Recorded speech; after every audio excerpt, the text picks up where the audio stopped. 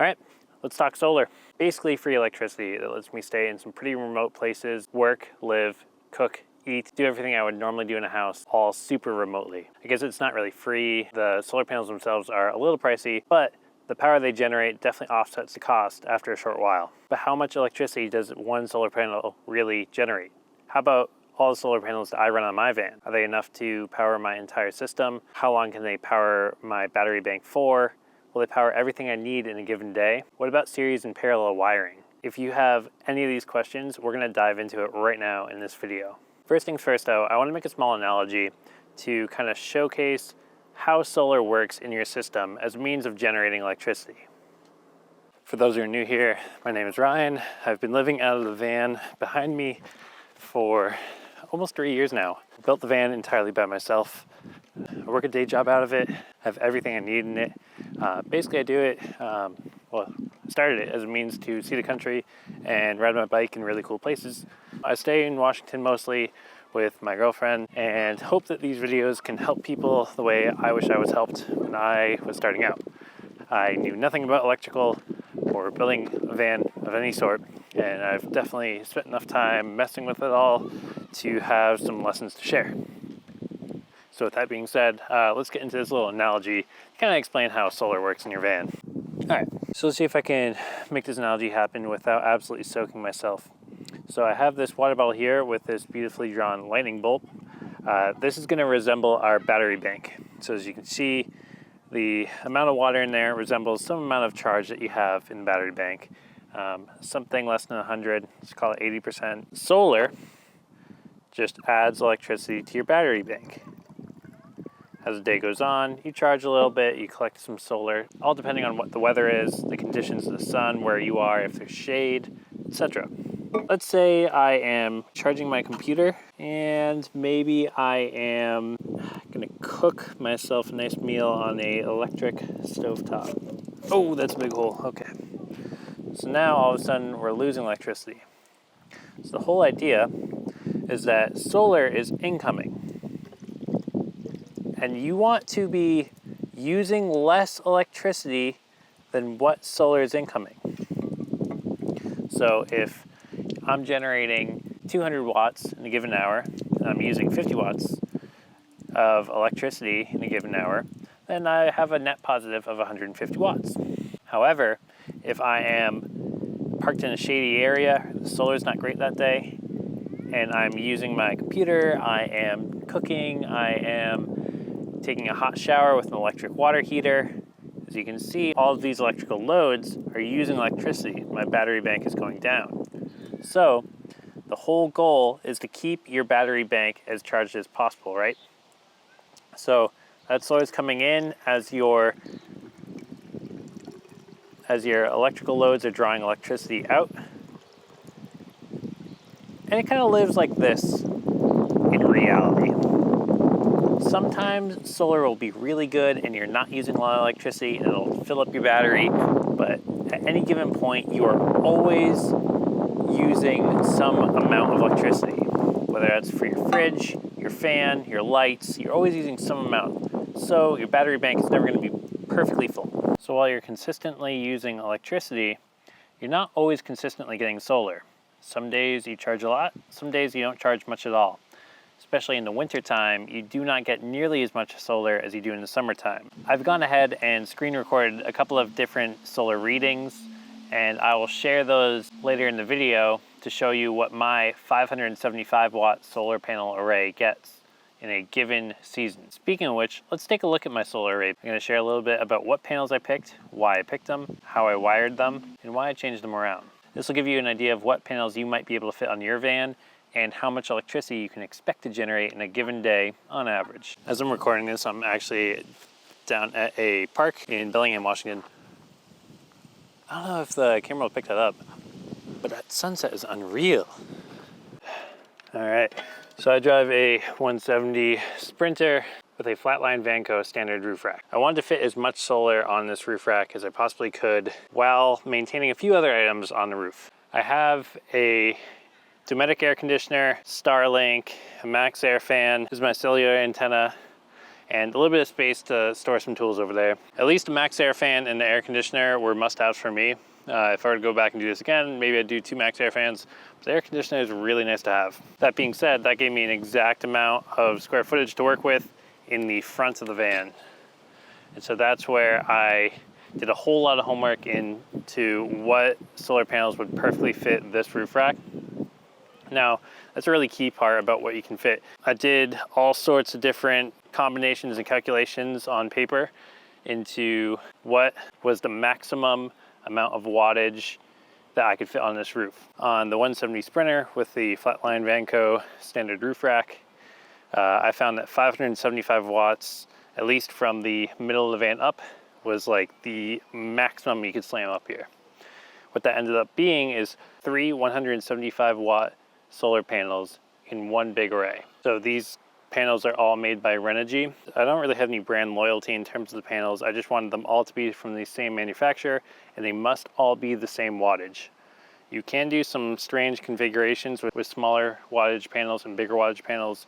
However, as soon as you combine different wattage panels, you get a lot of inefficiencies and you might hurt your overall net electricity gain. You might notice that the front panel is slightly different. It's just a newer model of the same solar panel. I will link these in the description below.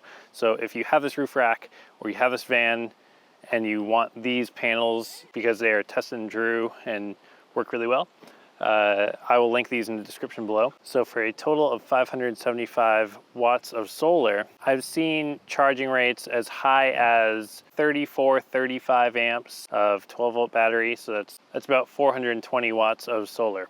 So when I have 575 watts of solar in my array, you don't actually get 100% of that efficiency. I believe it's about 85% efficient. So in ideal perfect conditions, you'll get 85% efficiency of your total array. So 85% of 575 is around 500 watts, which somewhere in the high 400s on a really good day is to be expected. Now obviously more panels means more electricity, but how much does each panel contribute? Well, using that 85% rule with these 175 watt panels, in near ideal conditions, you can typically expect 150 watts of power per hour, which is a little over 10 amps on a 12 volt system. Now a big question is, how did I wire these panels? And originally for the first year and a half, I had these wired in parallel, which means that the voltage stays relatively low, but the amperage of each gets added up. So if you add up roughly 11 amps in an ideal condition per panel, I was pushing some 35 amps of 14 or 15, 16 volts into my charger. Now, I ran that for the first 2 years and it worked great, but I really couldn't make this video without at least trying in-series configuration. And I have a Victron solar charger, and they're relatively optimized for in-series configurations.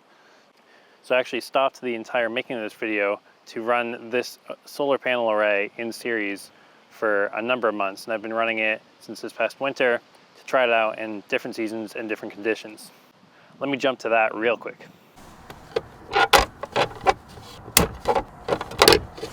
So mostly the reason why I want to reconfigure my solar system from parallel to series is for days like this where it is overcast, cloudy, there isn't a whole lot of sun, which is a lot of the time in the Pacific Northwest. My solar panels won't get enough voltage to start to charge my battery bank until much later in the day, and they'll stop charging much earlier in the evening.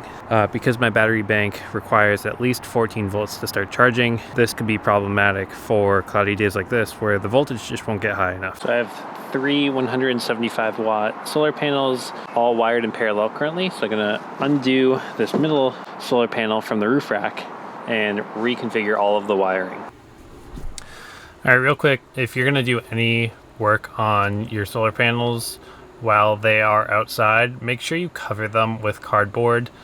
Even if your solar panel is completely disconnected from any battery or electrical source, Solar panels still collect energy while they are out in the sun. So while I was working on these solar panels, they did have some small amount of electricity in them. I did not get hurt, thankfully, but it wasn't necessarily the safest thing to do. I'll hop back to the video.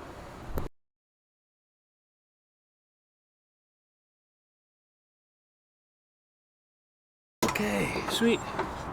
All right, now flip the breaker, check out what we got. All right, all in all, that took me less than 30 minutes to swap from a parallel configuration to an in-series configuration. So I'm pretty happy with that. Easy enough. So after running this configuration in series for a number of months and in parallel for quite a while, I can confidently say that both configurations have their small pros and cons, but the relative amount of electricity that you will gain from either configuration, they're about the same. Now, for those who are nitpicky, I have found the further away from the equator you are, so the further north I would imagine most of my viewers are from the equator you are, it means the sunrise and sunset are longer in the day in the summertime. So the sunset might start at 9 p.m.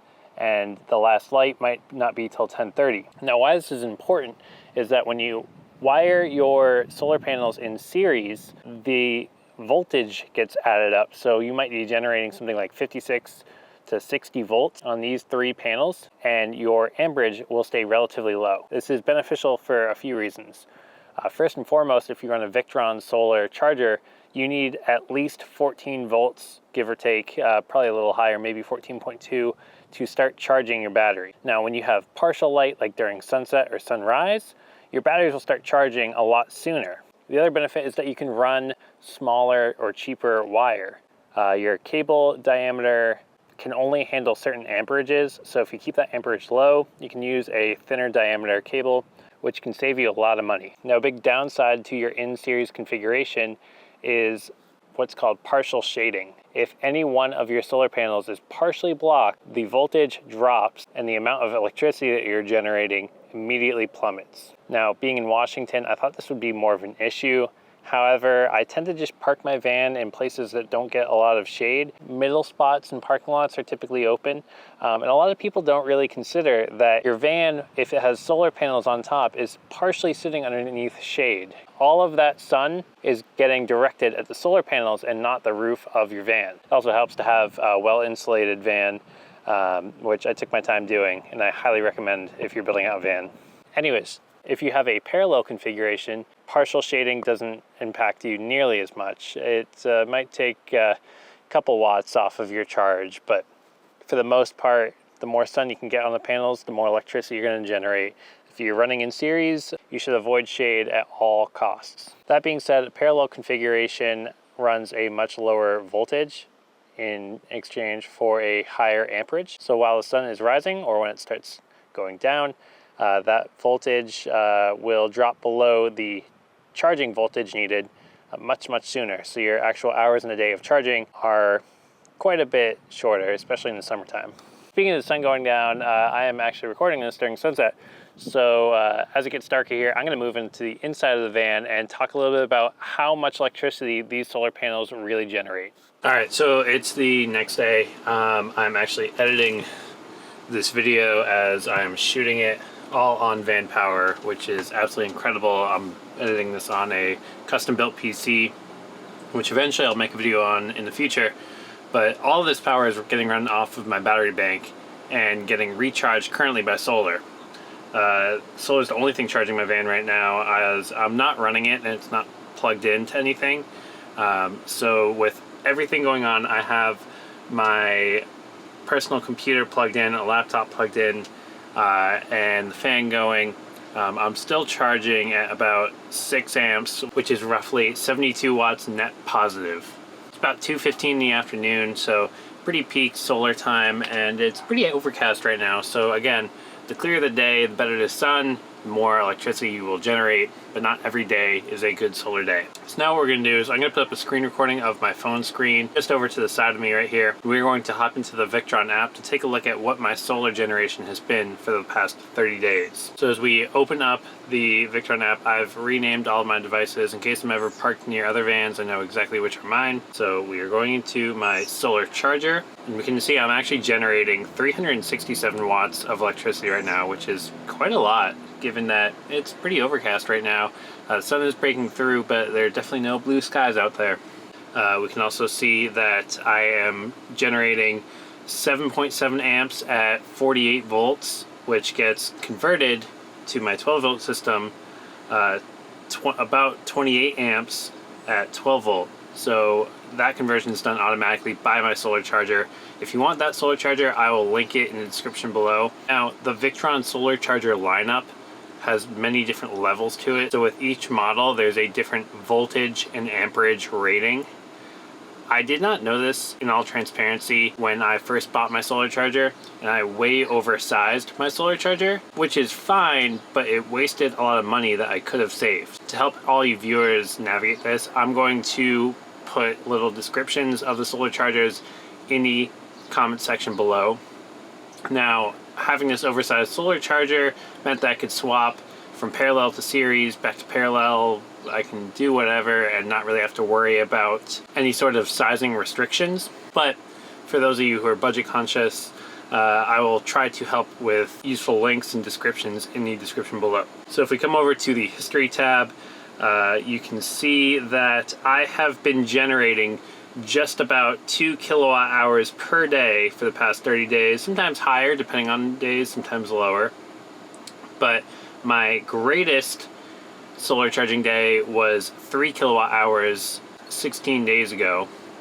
Now I've gotten just above that. I think my max I've ever gotten is somewhere around 3.5 kilowatt hours, which is a lot of solar. I have just shy of a 10 kilowatt hour battery bank, so 3.5 kilowatt hours being my all-time max, that's about 35%. So from my current setup of 575 watts of solar, 375 watt Renogy panels, I can, on the best days, charge about a third of my battery bank, but more typically get about a quarter of my battery bank in a given day. Now, it's not guaranteed. If it's a rainy day, a cloudy day, maybe a shorter day in the wintertime, that amount of electricity generated definitely drops. I'll switch the video to my side over to a recording of what I was generating in the winter.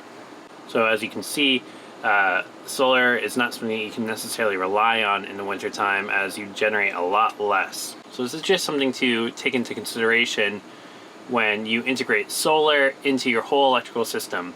I highly recommend getting some form of shore power, which is being able to plug into an electrical outlet to charge at a friend's house or a campground in case your solar or your alternator charger ever goes down for any reason.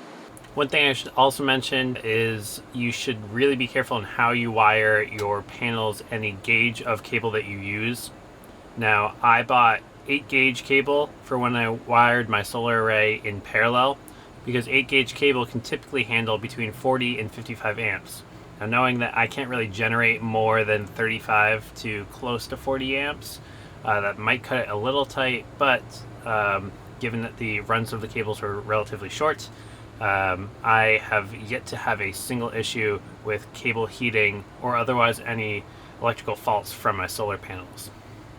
Now that I've switched my array over to in series, I could run much thinner cable, which would save me money if I was building this for the first time. A few small tips to consider for your solar panel array: you have to keep them clear. So for my winters in Colorado, that meant keeping a snow brush to consistently brush snow off of the solar panels. If they have snow on top of them, they will not generate electricity. Additionally, some of my solar panels currently have some pollen or dust on them. That will also degrade my electrical input. So regularly taking some form of glass cleaner and a microfiber cloth and cleaning off your solar panels does wonders for electrical generation. Finally, given that I typically use about a quarter of my battery bank each day that I am in the van full time, and on an average day, my solar panels charge about a quarter of my battery bank, you can see my electrical usage is right at around net zero. If it's not a great solar day, typically I burn through a bit of my battery bank, and if I am out riding my bike or not in the van, I typically gain a little bit of battery left. So if you have a smaller battery bank than I do, or you use less electricity, this solar panel setup will be more impactful for you. But that being said, solar is not something that I can necessarily rely on to fully charge my electrical system. I still do rely on driving some highway miles to charge for my alternator charger, and occasionally in the wintertime plugging into an electrical outlet just to top off my battery for a few days if I plan to go somewhere dark, stormy, or snowy.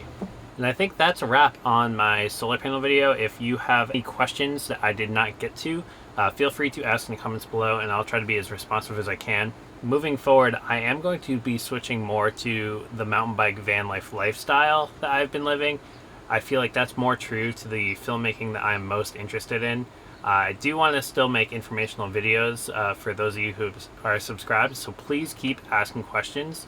But I'm going to be mixing in a few more of the lifestyle videos and closer looks at how I've been living out of the van and what I've been doing, what drives me to go explore new places, and some more details into what drives my love for mountain biking and van life. Thank you all for sticking around to the end of the video. If you haven't already, please give it a thumbs up and consider subscribing. Hope you guys got something out of this video. I'm going to take this footage and keep editing it here on my PC. And I'll catch you guys in the next video.